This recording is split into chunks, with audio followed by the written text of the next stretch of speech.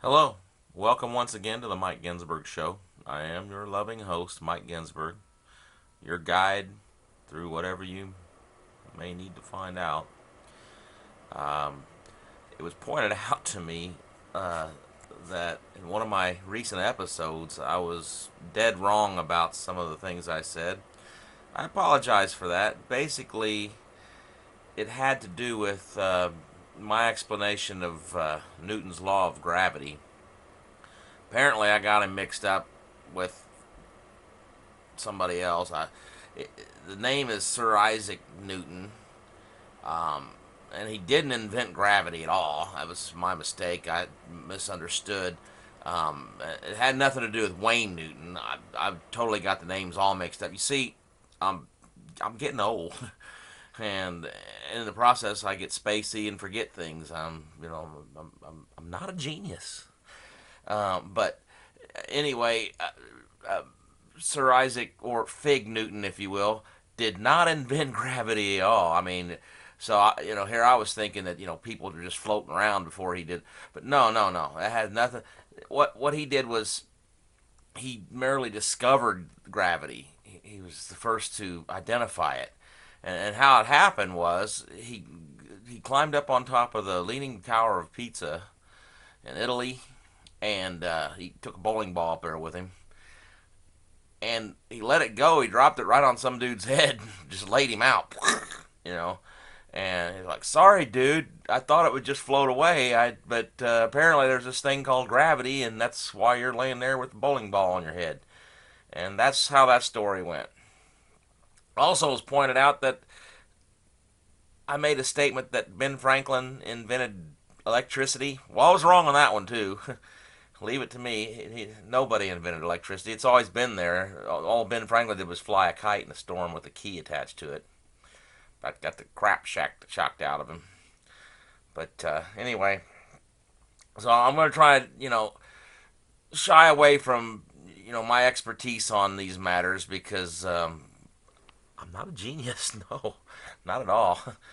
Um, and anyway, so what I thought I'd do today is we'll take a little bit easier here, and I'm going to do a reading. I'm going to read you a story, the children's story, a little bit more up my alley, if you know what I mean. Because I'm getting old, and goofy too.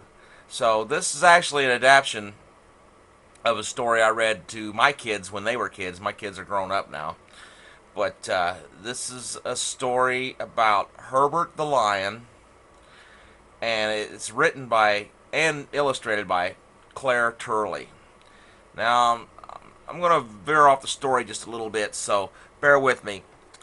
We're uh, we're gonna we're gonna tell this how it's supposed to be. Are you ready? Okay, here we go.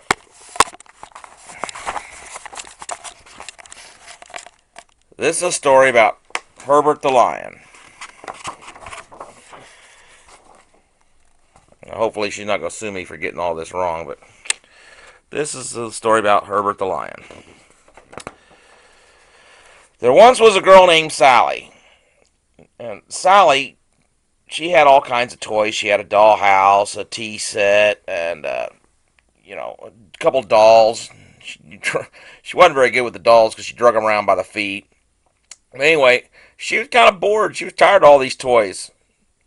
What Sally wanted was a freaking lion. She wanted a freaking lion. Now, I know that sounds crazy, but that's what she wanted. So anyway, being a spoiled brat that she is, one day, Mommy brought home a little cub named Herbert. Or at least that's what Sally named her. Little lion cub. She named her Herbert. Oh, no, Sally was happy. She didn't have to play with her toys now. She had her a baby lion. And she fed that lion. She fed it porridge, and she drank her milk and ate her cereal, and that lion ate. Then they'd go out and they'd play on the beach, and, do what, lions do. They sleep when they're little babies, and she just played and played and played. And then one day, she fed her too much, and that lion started to grow. And it growed, and it got growed real big. It was so big it was scary. It was a big old scary old lion. So, anyway, little lions aren't really good pets. They're too big and they eat things. So one day, Mary, Sally's mom walked into the house and Herbert ate mom. Just ate her all up. Just gobbled her up. No more mom. She just gobbled her up. She was chewed up. That's what lions do. They do eat people. So the next thing you know, the lion started chasing Sally around. Just going after her. I'd like to eat Sally. I bet Sally'd make a good meal. So Sally ran like crazy. Couldn't get away. Tried her best to get away. She even hid up by the porch, and she didn't do a very good job. She was hiding, and she was out there playing with her dollhouse, and then all of a sudden, the lion ate her. Ate Sally all up. Just ate her up, and then ran away. Went back to the forest, wherever it came from.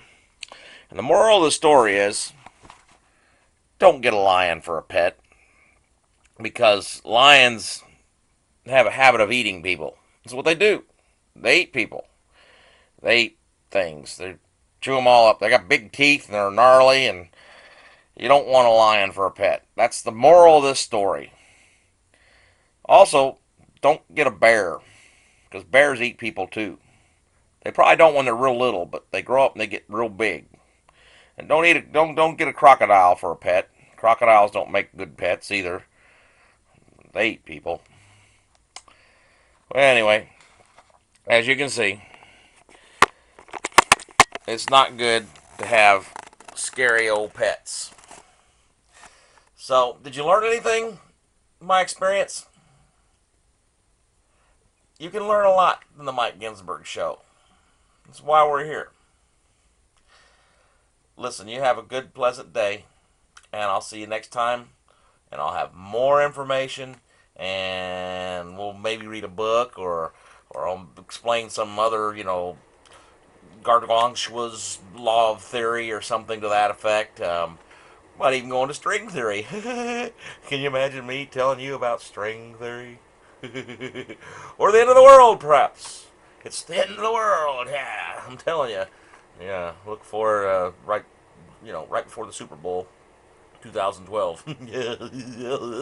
Okay, have a good day. Bye.